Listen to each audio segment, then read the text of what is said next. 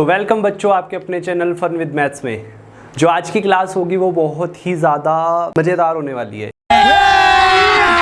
अभी मजा आएगा ना भिड़ो। इसके अंदर हम क्या करेंगे, सेकंड क्वेश्चन करेंगे जो कि है हमारा 6.2 एक्सरसाइज का। फर्स्ट क्वेश्चन मैंने आपको लास्ट वीडियो में कराया था और बहुत अच्छा रिस्पॉन्स आया उसका, सर बच्चों को समझ भी आया। ये तो लेटेस्ट न्यूज़ है। अब हम करते हैं हमारा सेकंड क्वेश्चन। इस क्वेश्चन के अंदर हमें क्या दिया हुआ है, 3 लाइनें दी हुई हैं। मैं आपके लिए फिगर दोबारा ड्रॉ करूंगा, देखिए। तो उससे मेरा क्या फायदा। 3 लाइनें दी हुई हैं, 3 लाइन्स हैं, उनका नाम है बेटा A, B, C, D and E, F। ये 3 लाइनें हैं जो तीनों की तीनों क्या हैं, पैरेलल हैं। क्या है बेटा, पैरेलल, यानी तीनों ही पैरेलल लाइन्स हैं और एक लाइन जो है इनको काटते हुए जा रही है जिसका नाम है GF। क्या है, G लाइन इनको काटती जा रही है।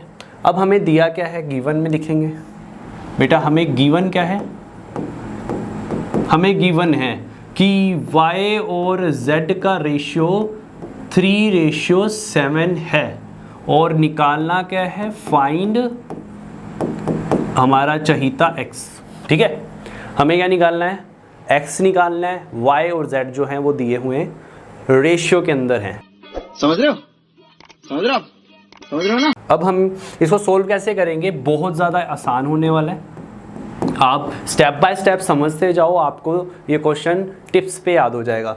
देखिए, सबसे पहले x कहाँ है, ये है हमारा x। हाँ, y किस तरफ है, y है इस तरफ, y इस तरफ है एंड z है इस तरफ। ठीक है भी। अब हमारा क्या है, x इस तरफ है, y नीचे है और z कहाँ है, नीचे। हमें y और z दिया हुआ है 3:7। इसके अंदर हम क्या करने वाले हैं, यहाँ पे एक अलग से अल्फ़ाबेट मानेंगे A। क्या मानेंगे बेटा, A अल्फ़ाबेट हम मानेंगे। यहाँ पे एक A अल्फ़ाबेट नाम का जो एंगल है वो मौजूद करता है, यानी एग्जिस्ट करता है। सॉल्यूशन के अंदर हम लिखेंगे कि y = A। क्यों है, देखिए ये 2 लाइनें जा रही हैं, कौन कौन सी, ये CD और EF, ये दोनों लाइन है। ये दोनों लाइन पे एक ट्रांसवर्सल लाइन जा रही है बीचों बीच काटती हुई, ये काटती हुई जा रही है सीधी सीधी।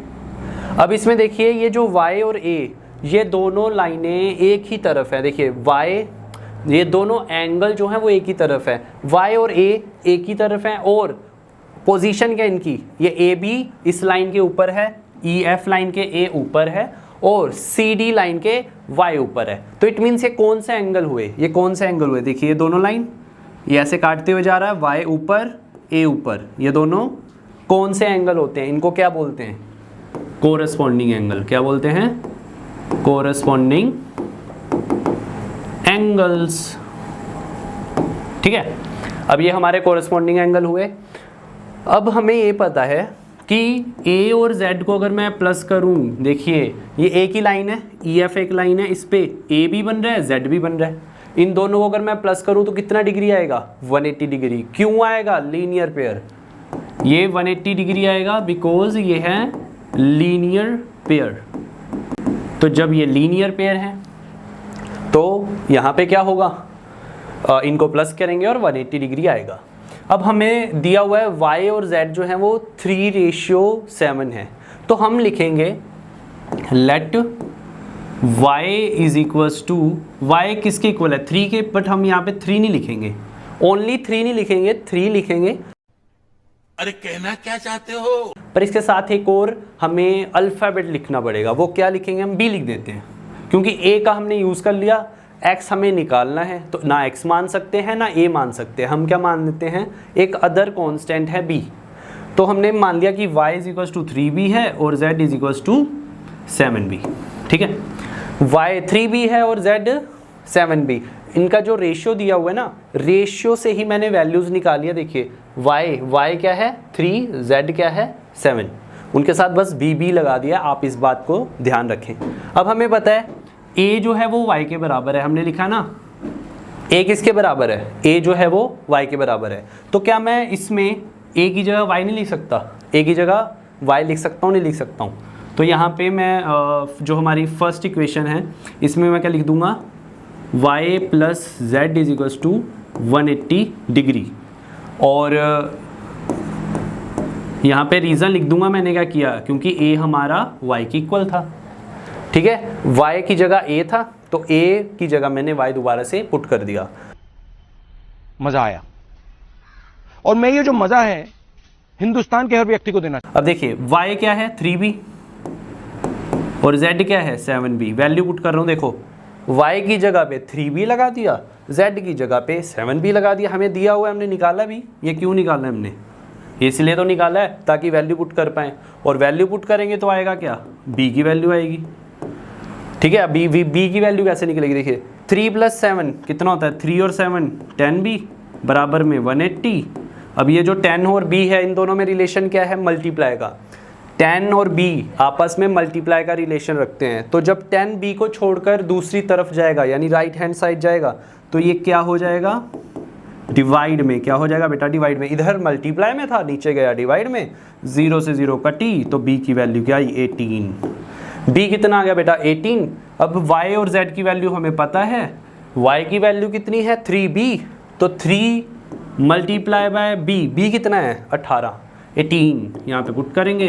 18 3 दा 3 8 दा 24, मतलब 54 इसकी वैल्यू आ जाएगी, और 7 × 18 इसकी आ जाएगी 7 8 दा 56, 5 हासिल, और जो हमारा 126 डिग्री इसका आंसर आ गया।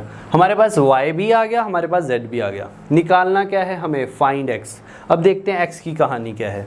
देखिए x जो है वो हमारा क्या है, यहाँ पर है, ये x है ऐसे, और मैं आपको 2 लाइन बना के दिखा रहा हूँ जहाँ पे x है, ठीक है। इधर बनाता हूँ,